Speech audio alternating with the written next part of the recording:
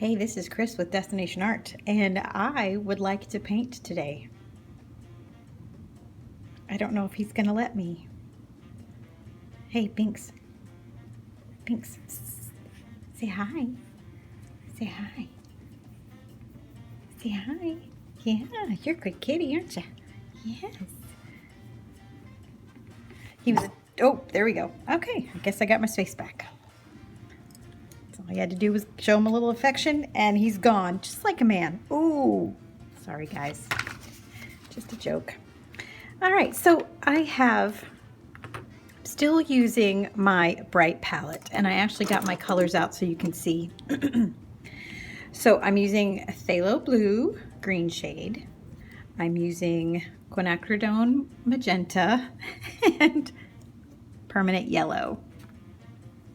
Okay, and from those three colors I mixed a green, an orange, and a purple.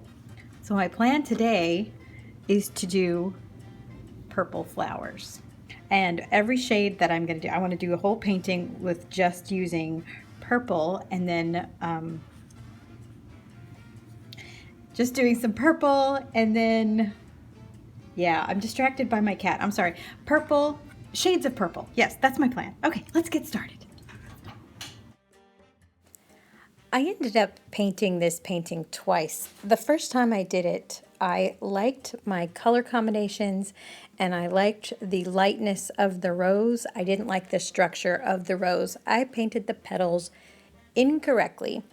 I'm still trying to learn. It's one of my goals is to fill a whole sketchbook full of roses. And in this video I've done two. So this time I tried a different technique where I sort of wet the whole area where the rose was going to be. And then I tried dropping in some darker shades where I thought the interior of the rose would be. The rose petal, when they go toward the inside, they get a little bit darker. So that was my plan. And it didn't work. It frankly did not work.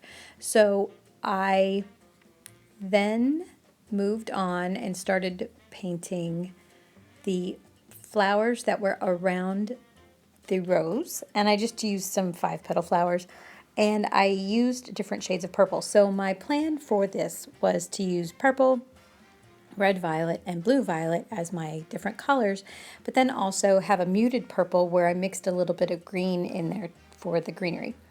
And I think it actually turned out really pretty. I really like the look with the lighter leaves and stuff in the background, and with them less intense. So I really like that, but I hated the way the rose turned out. Hated it. So what you'll see in a second is I completely covered the whole flower with a darker purple. Actually, I didn't film that. I'm sorry. The photograph is coming up. So I covered the whole flower with a dark layer of purple. So it was pretty intense color. And when you do that, you have an easier time lifting color up. And so I lifted color for where I thought the petals would be. So, and you'll see that in a second.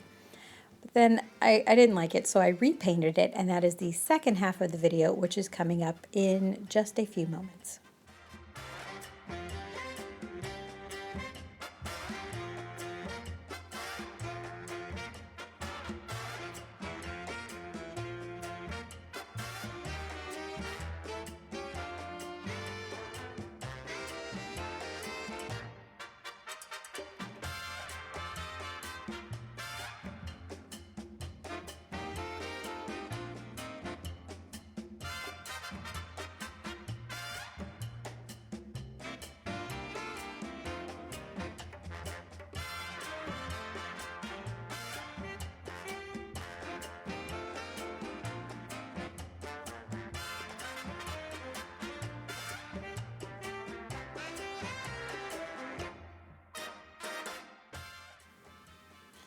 I started to build the petals in there, and like I said, it just did not work. I couldn't wrap my brain around where the interior of the flower was and where the petals were, and so it turned out terribly terrible. So like I said, I completely covered the whole thing with dark purple and then lifted where the flower petals were. And I think this actually looks a lot better.